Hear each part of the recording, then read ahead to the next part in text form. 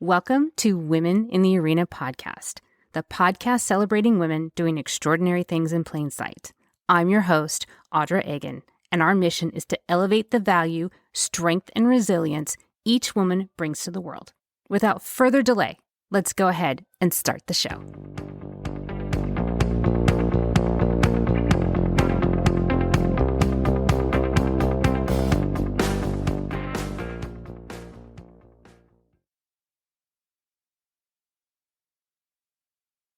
Welcome to Season 3 of Women in the Arena podcast. I'm your host, Audra Egan, and thank you so much for being part of this community that celebrates women doing extraordinary things in plain sight. We are celebrating yet another magnificent woman today, so let's go ahead and start the show.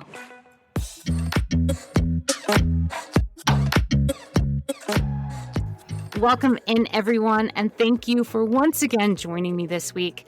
This week, I am joined by a remarkable woman that I hope that you will find not only inspiring, but informative, and maybe, just maybe, get you to think about things a little bit differently. Today, I am joined by Monique Shuler, and she has an impressive resume in her professional life. She is an accomplished real estate financial executive. It was currently a consultant that makes sure that her clients are both seen and heard. But what's more impressive about her is that she's making sure that others are seen and heard, especially those that can't advocate for themselves. It is my pleasure and my honor to introduce to you and to welcome Monique. Monique, thank you so much for joining me today and welcome to the show. Thank you.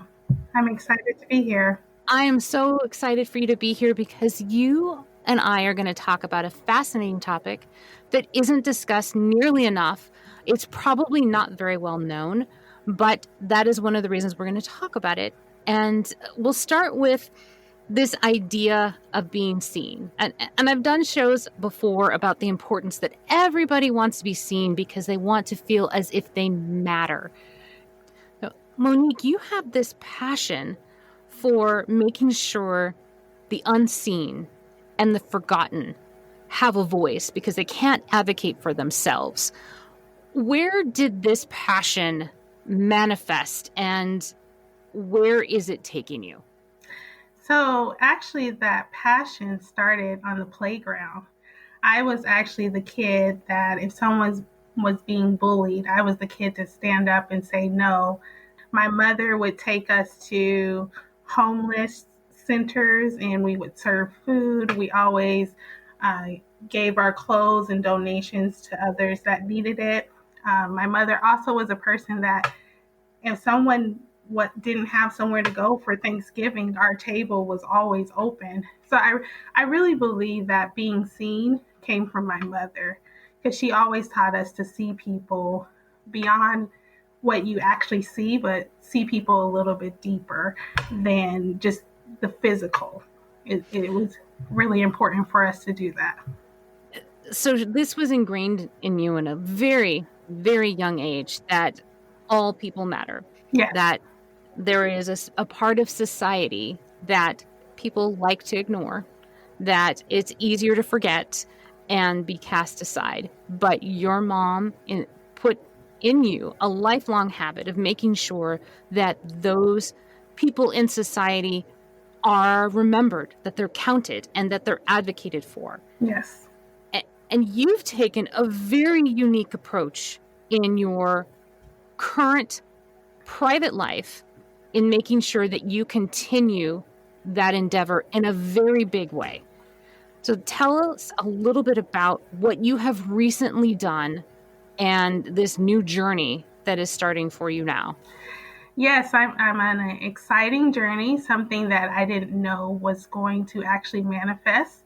I had the thought when I read an article about 2 years about the Oklahoma prison system and the incarceration rate of women in Oklahoma. It was quite startling 2 years ago, and something inside of me said, I'm going to help those women. I don't know how I'm going to do it, but I'm going to help those women. And the article bothered me because not only because of the amount of women that were in prison, which is about 142 per 100,000 today.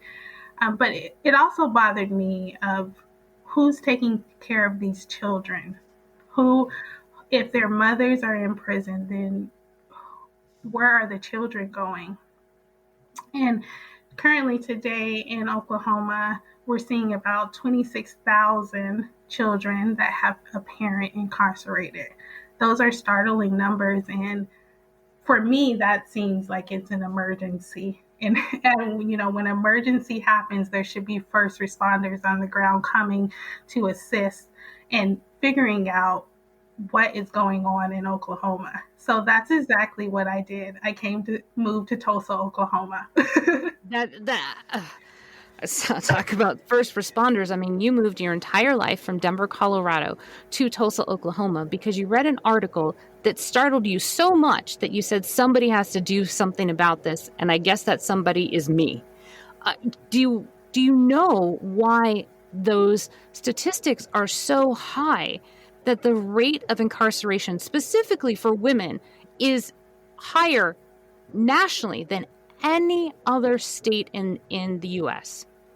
So I've been in Tulsa for about since November, and in that time, I have been reaching out to people, trying to get information, trying to put myself in the middle and see where I can assist and help these individuals. And what I'm hearing, a lot of it is around drug charges, those types of things, abusive situations, or not having the correct employment.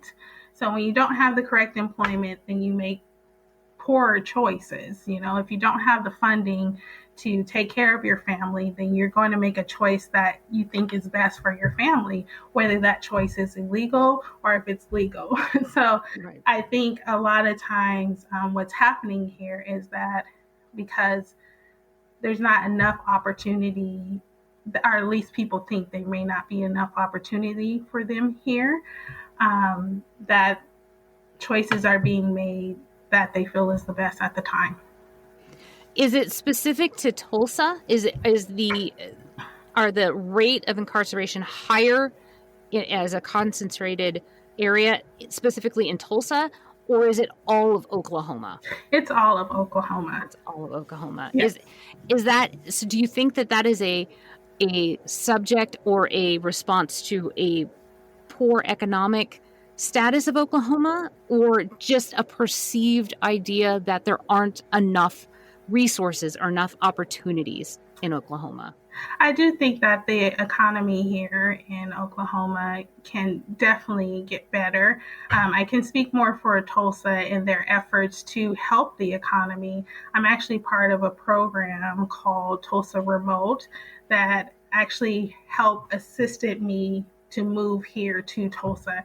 And part of their efforts is to help stimulate the economy here. So I think part of it may be perception, but a lot of it may be actual facts of not having enough jobs here in Oklahoma. So have you gone into the prison system and spoken to these women and heard their stories? Not quite yet. So with COVID going on, a lot of the programs that would have allowed me to go into the prison system, they're not functioning at this present moment. But I am connecting with some of the different groups and trying to see where I can ingest myself and see how I can assist. What kind of programs are there available to these women? There are women that are already incarcerated, so there's going to be something that you're going to need to do to retrain them. So let's talk about those women first. What type of programs are there to allow with the re-education process so they don't end up there again? So there are programs such as Women in Recovery, and they're an excellent organization. They're an alternative to the incarceration system, and they're able to take women through a program, also train them in some different types of skills to help them become more skilled in the workforce so that they have other opportunities beyond the ones that they uh, are presented with prior to them going into prison. There's another organization that is working on prison reform and prison laws, changing the laws and things like that, and that's called Still She Rises, TOSA. And so there are organizations here that are definitely trying to make a dent in what I feel is an emergency. Well, certainly because those numbers are extremely high and higher than anywhere in the country. The other thing that you had mentioned to me that I found alarming was that this is a generational problem. So it's not just one member of the family that is incarcerated. There are mothers, there are sisters, there are grandmothers that are all in the system at the same time. What do we know what the cause is for that there are now entire generations of women going into the system? I think it's the same situation. If you have an environment where things aren't inviting or it's not a healthy environment, then you have everyone having to make hard choices about how they're going to make income, how they're going to take care of their families, or even just if trying to cope with some of the issues that are going on in their life. So I think it's really important that we look at when we see individuals incarcerated, it's important to look at the whole environment. And that may be the reason why there are some people in prison that have also family members in prison. It's just very unique that we're seeing females in prison at this rate. Yeah, I would say that is, like I said, that is extraordinary. And since that is so significant and it stands out, and I'm assuming that Oklahoma is acknowledging that since they are recognizing it and calling it out in public, are there programs that Tulsa is working on to even prevent or even prevent the trend, or to turn the trend of having full generations in the prison system? Because it starts on the outside before they even get into the system. Are they addressing that to change the tides of the trajectory of their families, and how they choose to make a living?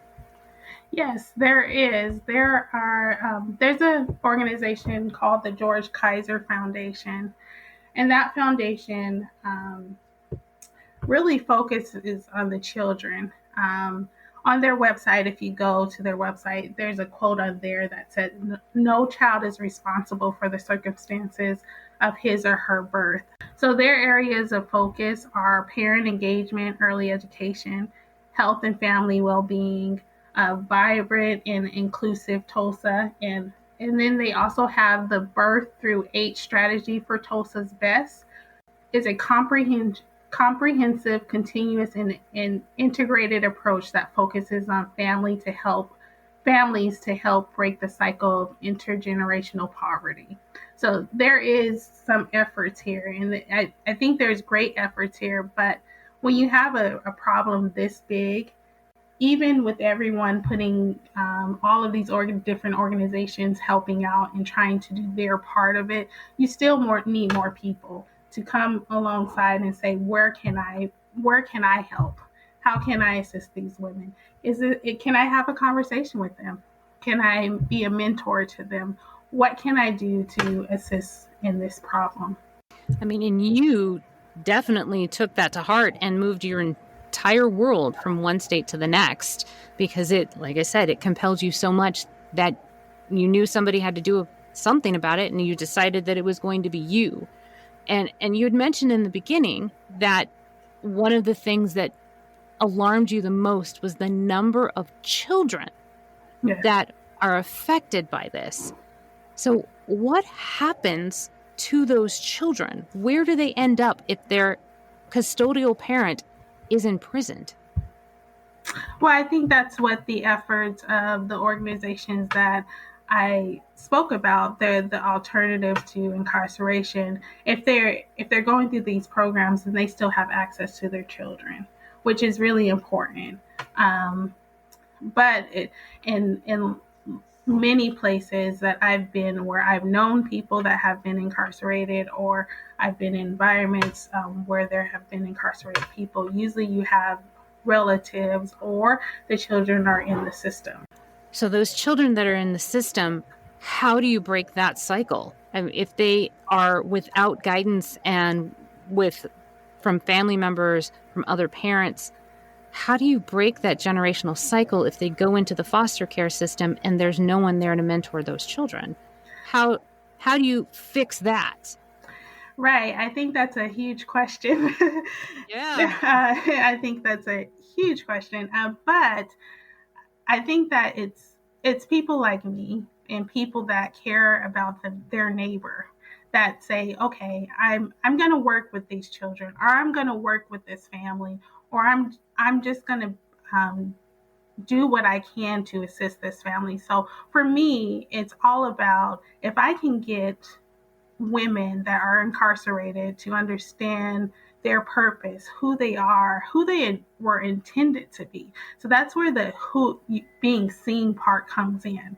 Is if I can help some way in having a conversation and really help seeing their potential, and telling them that you're great, like you're actually great, and um, despite what you may have done, you were still made for a purpose. If we can get the mothers healthy, then we can work on the children. You know, the mothers are the matriarchs of the family, and when you have healthy mothers, you have healthy children. You know, and you have children that are nurtured, that are loved, that understand emotions, and so that's really important. And so that's why I'm so focused on the mothers, so that they can become healthy, as far as making healthy choices, not only for themselves but for their families. I'd never thought of that these women, not only are they put in positions that they felt like they had no other choice, but they probably are feeling like they're not worth anything because society has tossed them away, or society has given them reinforcement that they're not worth anything. And so they live up to that potential. But you're saying that no, you can break that cycle. You can remind them that they were truly made for more, and pour into them what was intended to them in the beginning, in the in the first place. How do you do that? And that is not easy to do. You are trying to correct a lifetime of negativity, a lifetime of bad habit.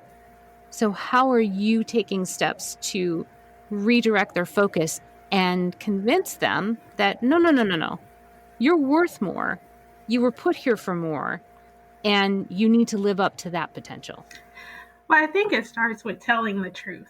When you see something, we all see things in people, and sometimes we don't share that with them.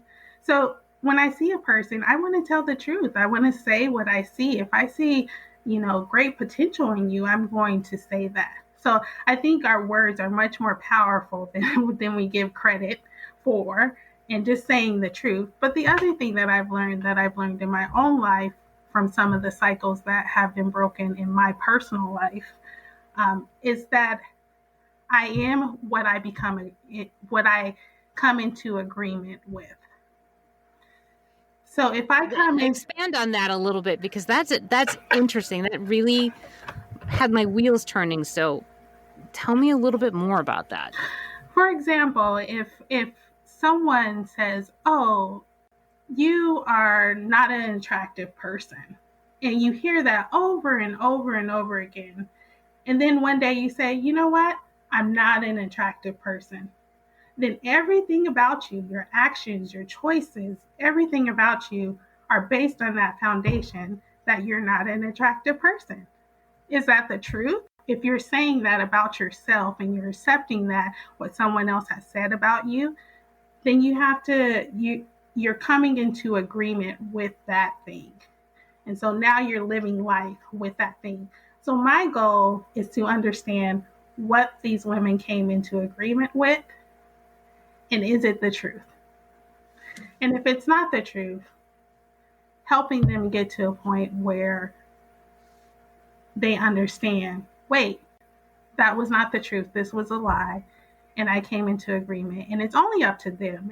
I can tell them the truth all day long, but if they don't break agreement with that lie, then I have no success there. There will be no success there. This episode is sponsored by Belleville Capital Management. When you need a friend in the small business arena, reach out to Belleville for your planning, lending, and investment needs. A friendly consultant will help you find the solutions that you are looking for. Belleville Capital Management, a friend to small business. So you are helping these women individually to basically break the lies that they've told themselves, which I know is something that we all, to a certain degree, struggle with. But you are doing this on purpose with them, working with them in partnership, because they haven't had any other option. They don't have access to maybe the things that I have access to, the things that you have access to. So you are, once again, making sure that the unseen are seen, and those that society would forget or would toss away, that you make sure that you go and collect them and say, you don't deserve to be tossed away. And there is good and truth in you, and let's go ahead and find what those things are and work on those things. Right. And that is my whole goal here while I'm here in Oklahoma, and hopefully, as I'm talking to these different organizations, my goal is to get involved with these women. I have done this practice with other people that are not incarcerated.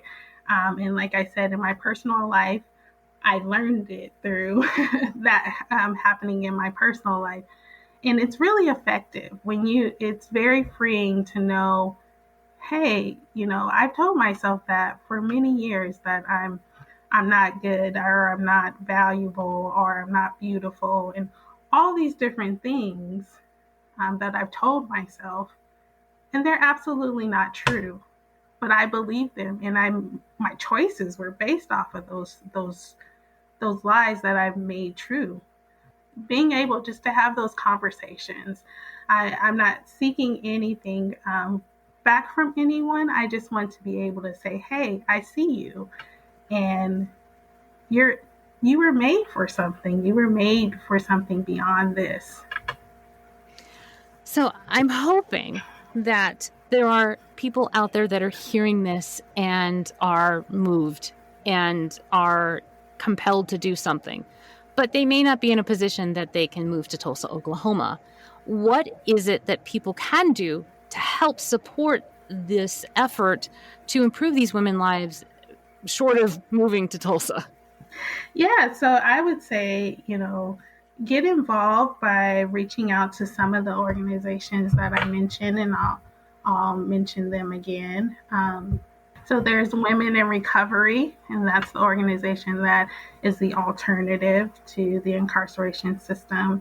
There's Still She Rises. That's also an organization that works on prison reform.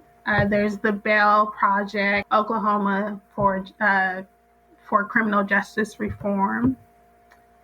And there's the George Kaiser Foundation. And all of these organizations are well established and already helping all of these women. As for me, I'm just starting out, and so I have no true way of getting individuals involved. But these organizations are there. They're already doing things. And so donating to their efforts would be great. Are there national organizations as well, or are any of these organizations that you mentioned located in other states? So they think, well, I want to help Oklahoma, but maybe I also want to help my own home state as well. So the Bell Project is actually a national program, and basically what they do, they help set bail, which is important. So they set the bail is paid, Then the bail returns to the fund at the end of client's case, and then it frees the bail money up for someone else. So what that does, I know individuals may say, well, that's just bailing someone out. Well, that gives that mother or that father that extra time with their children that they may not have because they don't have enough money for bail. So it's really important that we try to support those things. Well, and that may make the difference of being able to make arrangements to have their child go to another family member rather than go into the foster care system. And that extra time may make all the difference in the world. Correct, yes. I have learned so much today. I had absolutely no idea that this was such a significant problem, and I hope that it gave information to the audience, a little bit of education, and maybe a little different point of view as we look at individuals that were incarcerated. Maybe they were stuck in a life loop that they didn't know how to get out of. Yes, exactly. And it is your life mission to help them get unstuck. Yes, it's a joy, and it's something that most people would not sign up for. Most people may think, oh no, that's something that I wouldn't do. But I feel when something comes and it pokes your heart so deeply that you feel like you need to do something about it, then that definitely is your life work.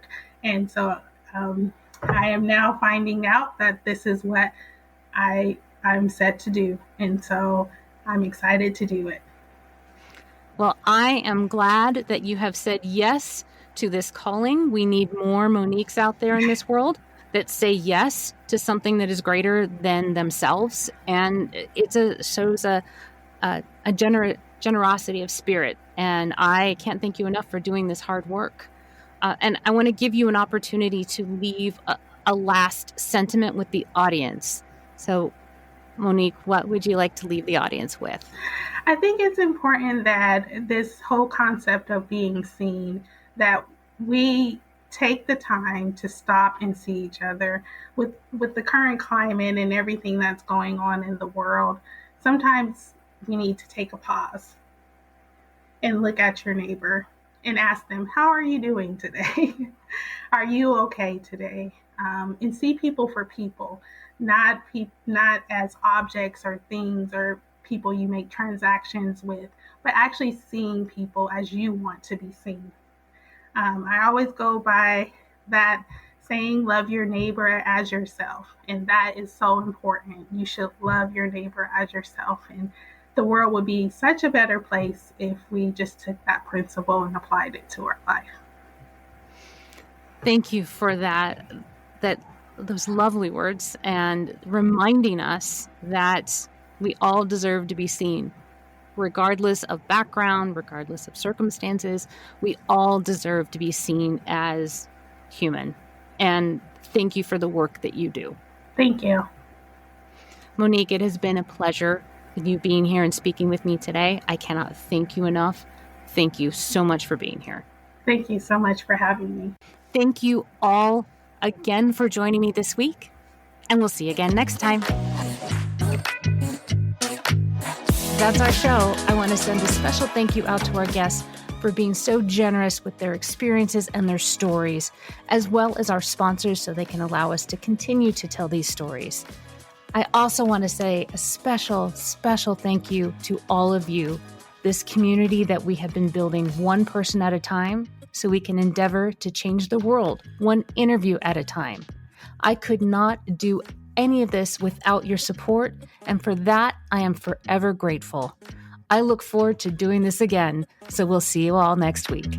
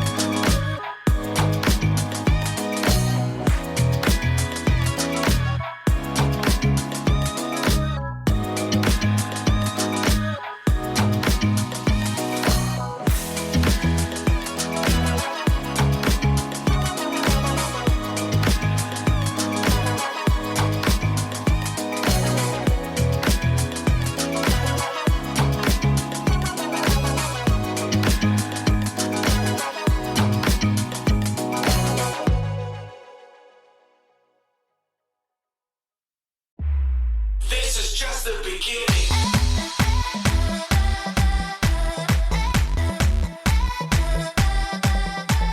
That's our show. I am so grateful for each and every one of you and your unwavering support and your continued belief in this movement that has become much bigger than me, much bigger than just a podcast. It has become this forward momentum that we are all doing together. If you are ready, or you know somebody that is ready to tell your story and share your value with the world, please connect with me. You can reach me at audra@womeninthearena.net. I am so honored and thankful that you will share your story with me, and I'll make sure that it is well taken care of. I will never stop thanking each and every one of you, and I cannot wait to talk to you again next week as we share another woman's story and we celebrate her doing extraordinary things in plain sight. We'll see you next time. This is